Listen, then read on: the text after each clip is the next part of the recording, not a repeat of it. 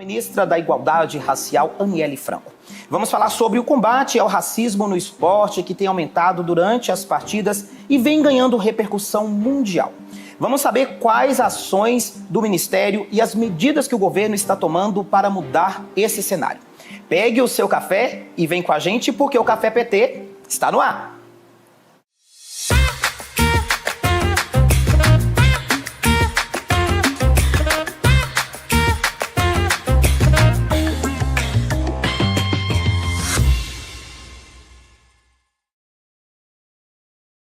Ministra Aniele Franco, muito obrigado por ter aceitado o convite para poder participar aqui do nosso Café PT. É uma honra ter a senhora aqui com a gente. Imagina, a honra é sempre minha estar com vocês, estar nesse espaço que eu acredito muito também. Ministra, vamos começar falando sobre o tema base dessa nossa entrevista, que é que recentemente o governo lançou um conjunto de ações para combater o racismo em todos os tipos de esportes. E esta ação é em parceria com o Ministério da Igualdade Racial e também com o Ministério do Esporte. Como que vai funcionar? Sim, desde que nós entramos no governo, ainda lá no início, em 2023, ainda era Ana Moser à frente do Ministério dos Esportes, nós fizemos um acordo, inclusive, junto também com o MJ na época, porque a gente via e entendia a dimensão do que era combater o esporte no racismo. Não somente no futebol, claro que esse aí era o mais televisionado, era o mais falado e tudo, mas em vários outros casos. Então, por exemplo, em 23 e 24, a gente teve caso na Europa, no basquete. E aí, a gente vendo essa crescente, a gente fez esse acordo não somente com eles, mas também trazendo atores importantes, como, por exemplo, a CBF. Vou usar aqui um exemplo de um personagem de peso. Para quê? Para trazer desde formulação de novas leis, desde capacitações para aquelas pessoas que trabalham diretamente com o esporte, mas também de um letramento.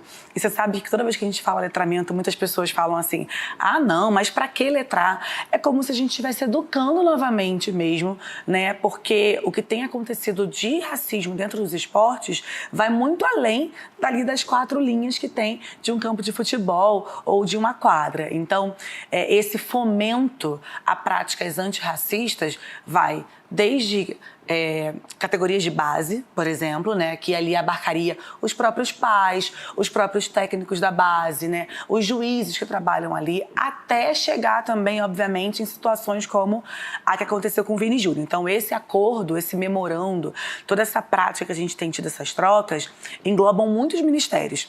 E eu te digo também que teve mais um outro ponto que trouxe a gente a fazer tudo cooperado em conjunto, que foi, para encerrar, o que aconteceu com o Vini?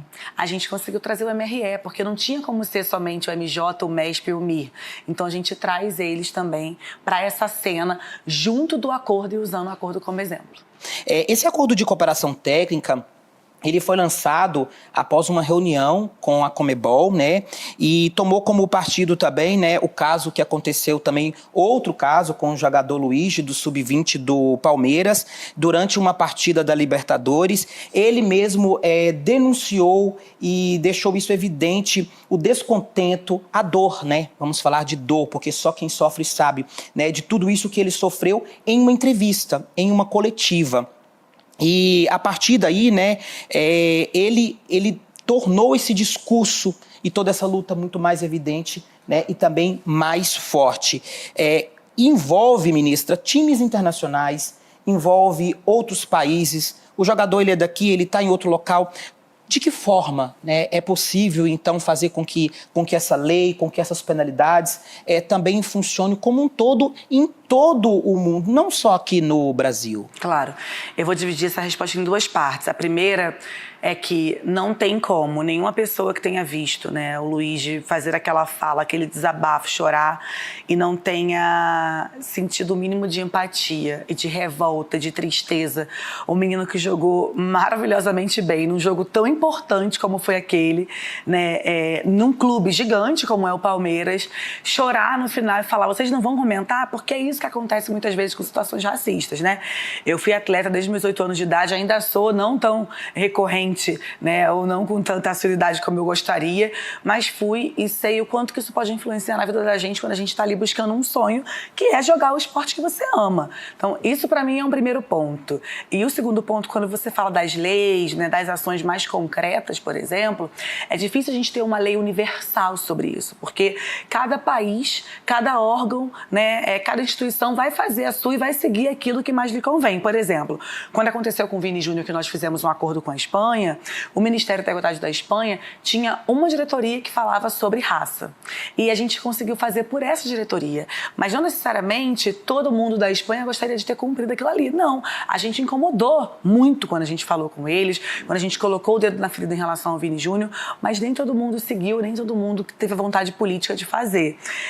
Meu pai, que tem 73 anos, que é tricolor roxo, sempre fala assim, olha, não tem como ter uma lei universal, mas o dia que os clubes forem punidos quando os seus torcedores cometerem atos racistas e os clubes pagarem por isso, ou os clubes perderem pontos em campeonatos importantes, eles vão sossegar. E é uma visão de uma pessoa que acompanha esporte há muitos anos que é muito certa. Se a gente conseguisse minimamente essa, né, universalidade de vamos punir de alguma maneira casos e situações racistas, nós teríamos ali talvez uma mudança no quadro da sociedade como um todo, no mundo como um todo. Então, não só o acordo, né, mas as idas, as conversas, ter sentado com a Conmebol, ter sentado com a CBF, faz com que as pessoas entendam que hoje existe um órgão do governo federal, né, liderado pelo presidente Lula, mas que tem o Ministério da Igualdade Racial, que tem o MESP, que tem vários outros lutando para que isso não se naturalize, porque essa é a nossa grande briga aqui. A nossa grande luta é que o racismo, quando acontecer no esporte, não seja naturalizado. Jogar casca de banana, gente, gritar, imitar, isso não tem mais como, em 2025, a gente não colocar o dedo nessa ferida e dizer que o letramento é essencial e que com racismo não tem jogo. Pois é, e pegando o gancho, né, nessa declaração que a senhora fez, inclusive, aí dessa questão de ter jogado uma casca de banana, né, a gente tem casos, são tantos casos, infelizmente é duro a gente falar isso, mas são vários casos. Eu elenquei alguns aqui, os mais recentes, essa situação aí, como a senhora acabou de citar, nós tivemos uma situação terrível que aconteceu em um clube de partida, né, num campeonato feminino, em que uma jogadora, em que uma atleta ali, ela joga, né, uma casca, ela joga uma banana em uma outra colega e ela tinha sido desligada, ela tinha sido, né, tirada desse time recentemente, então foi uma forma ali que ela usou de forma muito terrível com a própria colega, né, ali de profissão. Então essa situação, ministra, ela se complica porque nós não estamos falando só, né, das situações que acontecem entre torcedores e jogadores, mas com os dirigentes e com os próprios colegas de profissão. E aí essa forma de agir, né, essa forma de, né, lidar, como que a senhora, como que o Ministério, como que o governo entende essa dificuldade? Porque nós estamos lidando com a situação que acontece, né, entre os próprios colegas de trabalho. Claro. 2 pontos, né, sobre isso. O primeiro é que é importante lembrar que é o presidente Lula, né, que assina a lei da injúria racial. Né? Quando o presidente Lula... que é o presidente Lula que assina essa lei da injúria racial, né? Então, trazendo ali à tona esse crime que é quando a pessoa comete racismo. E um outro ponto, é por isso que um acordo, por isso que um memorando, muita gente às vezes não entende, fala assim, mas para que vai assinar e conversar? Por situações como essa. Porque quando você tem um curso de formação que abrange desde técnicos a atletas, a torcedores, é por isso que é importante. Por isso que é importante ter os clubes com a gente. Não pode ser apenas algo que, claro, eu como atleta, como torcedora, enfim, eu acho lindo quando algum clube tem uma iniciativa de falar, olha, feminicídio zero, com racismo não tem esporte. Eu acho lindo e incrível ver aquilo ali na prática também. Mas eu também preciso de que as pessoas sejam consciência, porque os clubes e os esportes, eles são formados por pessoas. Não adianta, quando eu era ainda, sei lá, mirim ou infantil, a gente passou por uma situação no Rio de Janeiro, eu jogava no Botafogo na época, a gente estava jogando contra um time grande, e esse outro time fica falando e gritando do cabelo da gente, jogando. Nós éramos novas, assim, tive que meu pai, minha irmã, outros pais descerem para irem confrontar a outra torcida. Então a gente não está falando de um caso isolado. E as próprias jogadoras na época também ficavam zombando dentro de quadra.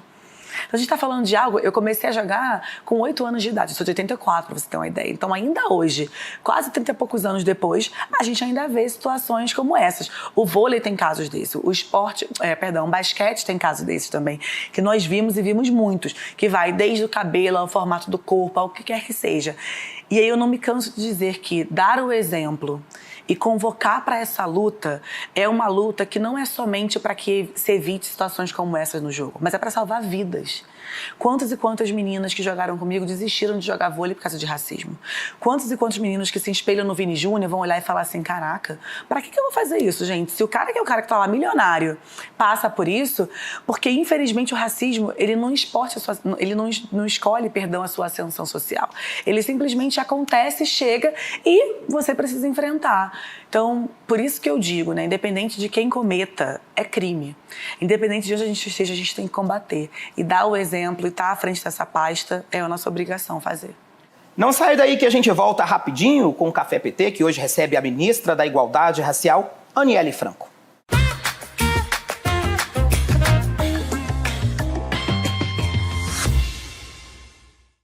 Tudo sobre as ações do governo Lula, os projetos que estão movimentando o Congresso e as principais informações do partido.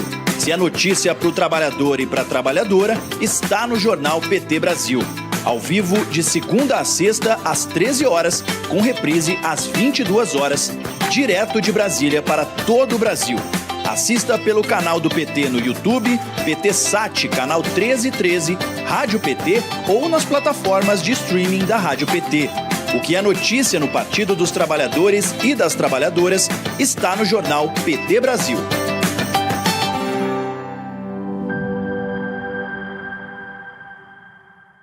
Em 2024, a Rádio PT conquistou um crescimento impressionante, conectando mais e mais pessoas com informação e música de qualidade. De agosto a outubro, a audiência disparou, passando de 21 mil ouvintes para mais de 118 mil. A Rádio PT também faz a gestão do podcast do Lula, com mais de 720 episódios produzidos. A Rádio PT está presente em todas as plataformas. Em 2025, vamos mais longe. E você faz parte dessa jornada.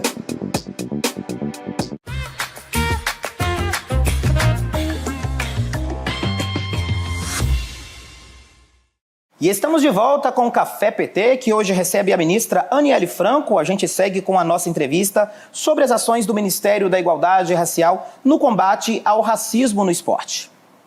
Pois é, recentemente a senhora até fez uma declaração sobre essa questão do racismo no esporte, né, comparando até mesmo com o racismo sistêmico, né, da sociedade. E existe várias formas, né, há uma tentativa, né, para poder combater. Inclusive, eu gostaria de saber da senhora ferramentas fundamentais, importantes, o que a senhora considera, inclusive, né, tomando como base o Estatuto da Igualdade, né, racial. O que pode ser feito, então, para poder reduzir isso? Claro. Eu acho que um primeiro ponto que é super importante, né, é quando a gente consegue colocar ações afirmativas, porque elas são práticas reparatórias dentro desses espaços. Então, quanto mais diversos forem os espaços, mais as pessoas vão normalizar isso. É muito difícil você falar assim, vamos combater o racismo sendo só pessoas brancas em espaços de decisão de poder.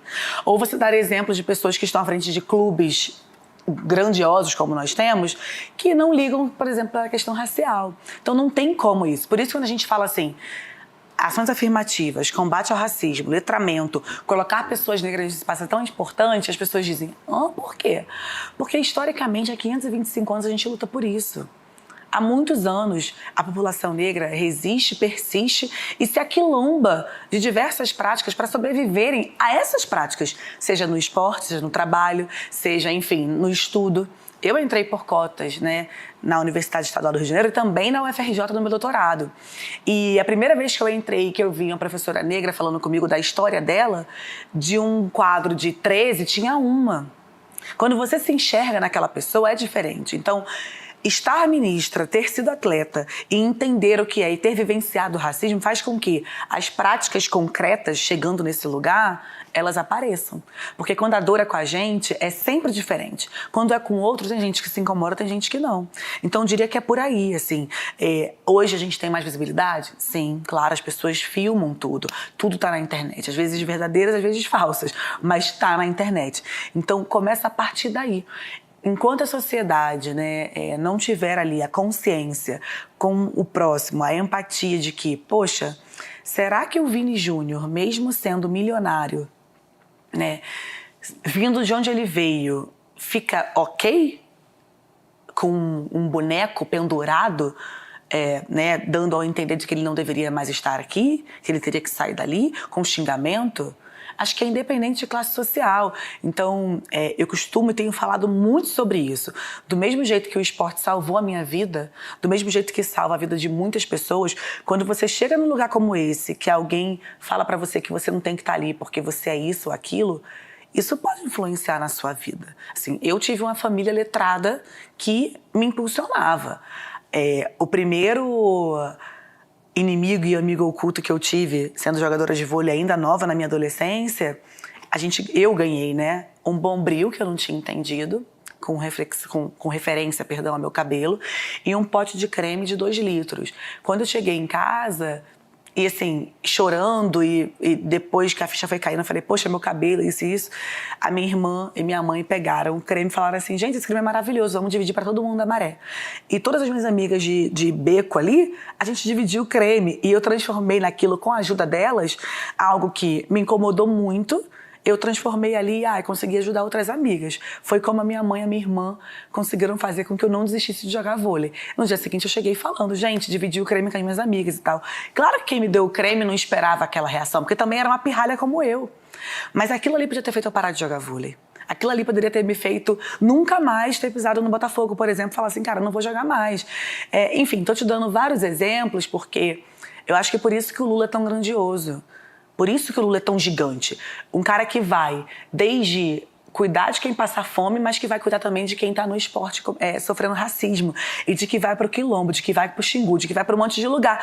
Porque o Lula entende o que é isso. Ele entendeu o que era estar ali. Tanto que Carolina Maria de Jesus fala isso. Esse país só vai ter jeito quando alguém que já tiver passado fome dirigir e ter a noção do que é estar à frente desse lugar. E eu encerro com isso. Assim, eu acho que o maior exemplo que a gente tem de vida, claro que começa em casa, começa do nosso caráter, do nosso valor, mas ter um presidente que se incomoda com as pessoas mais humildes, que se preocupa, que está ali o tempo inteiro, né, incomodado, com o que eles estão passando, faz com que a gente faça ações como essa, por exemplo, à frente do Ministério da Igualdade Racial. E vamos fazer uma pequena pausa. Em instantes, voltamos com o Café PT, que hoje recebe a ministra da Igualdade Racial, Aniele Franco. Voltamos já já.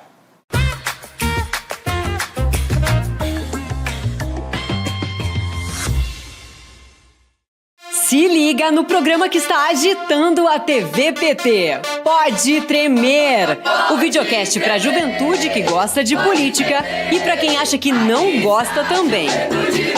Toda quinta-feira, às 18 horas, com reprise às terças no mesmo horário. Assista pelo canal do PT no YouTube, PT Sat, canal 1313, Rádio PT ou nas plataformas de streaming da Rádio PT. Não dá pra perder, né?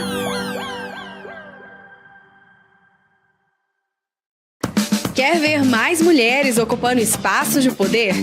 Então se liga no Elas por Elas.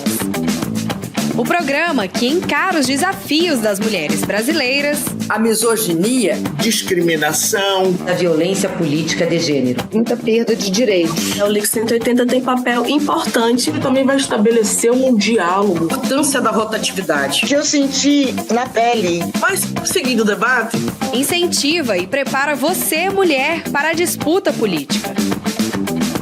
De segunda a sexta, às 4 horas da tarde, na TV PT. O canal do partido que mais elege mulheres no Brasil. Eu sou uma delas, são elas por elas, ocupando os espaços de poder.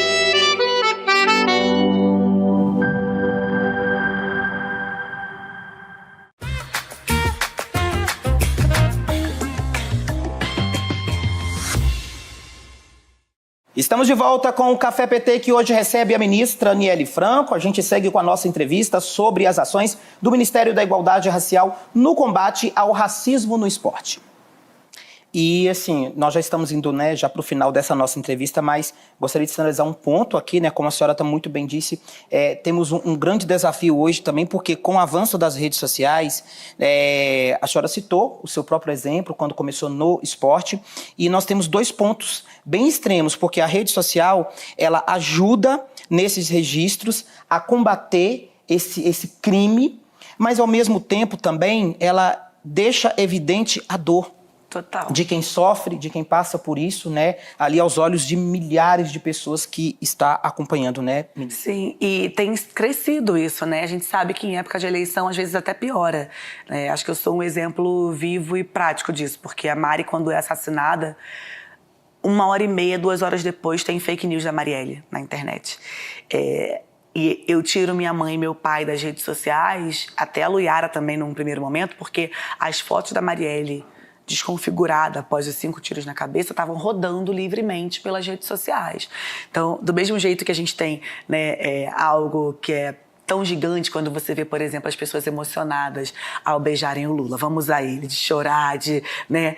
Só quem já esteve nesse lugar entende também. Ao encontrar ele. A gente vê o contrário também, de uma crescente de uma rede que, infelizmente, é misógina, é racista, sabe? E que, muitas vezes, implica na adolescência agora. A gente está nesse debate, né, de criação de adolescentes, de como que impacta a vida das crianças, a vida de tantas pessoas negras, enfim, pessoas LGBTs que ia mais.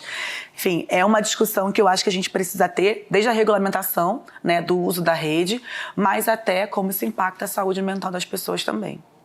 Ministra, para a gente poder finalizar, a senhora é a primeira ministra à frente desse Ministério da Igualdade Racial, que tem um papel extremamente importante em nossa sociedade.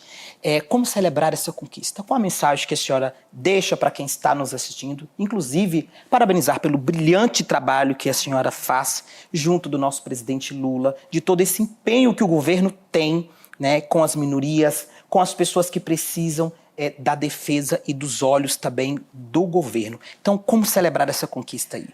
Eu celebro porque quando você tem esse lema da vida, né, o lema de vida por algo que você acredita, fica mais fácil. Eu fui criada por uma família que é muito lulista. Então, eu me lembro perfeitamente, se eu fechar os meus olhos, eu de calça jeans e tênisinho na Cinelândia, balançando a bandeira do PT, fazendo campanha pro presidente. Chegando em casa, meu pai e minha mãe sentiriam orgulho, assim, né? Danados com a gente, porque a gente chegava muito tarde, às vezes eles preocupados, porque eram 2 meninas.